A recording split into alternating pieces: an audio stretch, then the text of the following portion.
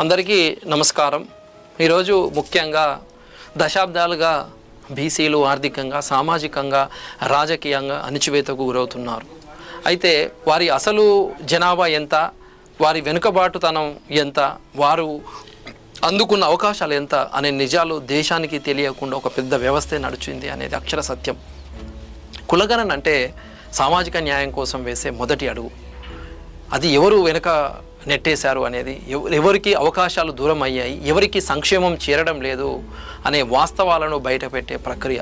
Supreme court ఇచ్చిన తాజా వ్యాఖ్యలు దేశంలోనే బీసీలకు ఆశాకిరణాలుగా మారాయి. కులగణనకు వ్యతిరేకంగా వేసిన పిటిషన్ను కొట్టివేస్తూ ఇది ప్రభుత్వ విధానపరమైన నిర్ణయం అని స్పష్టం చేసింది అంటే నిజంగా గొప్ప విషయం అని సందర్భంగా తెలియజేస్తున్నాను.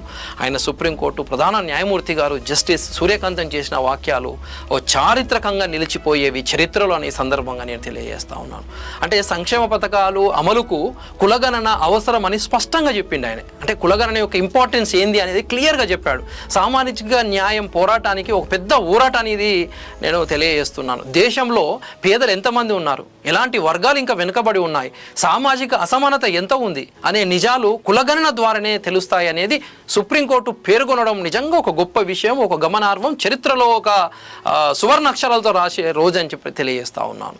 ఇది కేవలం ఓ తీర్పు కాదు, దశాబ్దాలుగా అణగారిన వర్గాలు, బీసీ వర్గాల గొంతుకకు లభించిన ఓ న్యాయబద్ధమైన గుర్తింపు అని సందర్భంగా తెలియజేస్తున్నాను. ఇప్పటి వరకు కొంతమంది కులగణను అవసరం ఏమిటి, దాని ఏం అవసరము, విభజించుడు అనే ఎన్నో ప్రశ్నలు ఎత్తినాయి. కానీ జనాభా వివరాలు లేకుండా సంక్షేమం ఎలా అందుతుంది, సంఖ్యలు విలువ తెలియకుండా న్యాయం ఎలా జరుగుతుంది, బీసీల వాస్తవ పరిస్థితులు బయటకు వస్తాయనే భయంతోనే కొంతమంది కులగణను వ్యతిరేకించారు అనే భావన ప్రజల్లో ఉంది, తెలుసు, అందరికీ ప్రతి ఒక్కరికి తెలిసిందే. ఇప్పుడు ఈరోజు బీజేపీ ప్రభుత్వం కూడా ఎన్నో సంవత్సరాలుగా కులగణన విషయంలో స్పష్టమైన నిర్ణయం తీసుకోకుండా కాలయాపన చేయడం చాలా బాధాకరమని సందర్భంగా తెలియజేస్తున్నాను.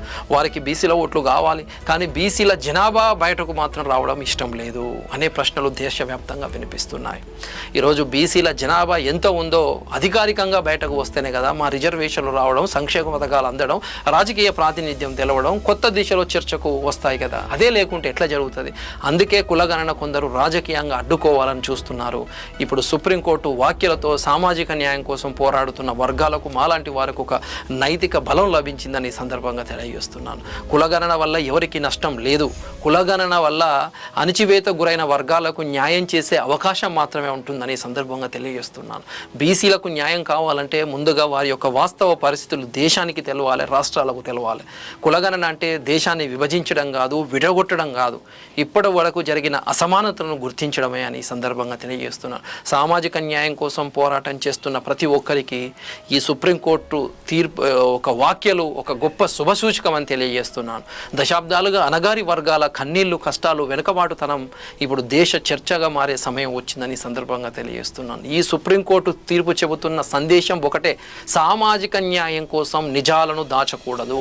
కులగణన ద్వారానే సంక్షేమ యొక్క పథకాలు సరైన వర్గాలకు అందుతాయి, చేరుతాయని, అదే రాజ్యాంగ స్ఫూర్తి అని, అదే డాక్టర్ బాబాసాహెబ్ అంబేద్కర్ యొక్క కలలుగన్న రోజు అని సందర్భంగా తెలియజేస్తున్నాను. Thank you. జై బీసీ, జై భీమ్, జై పూలే.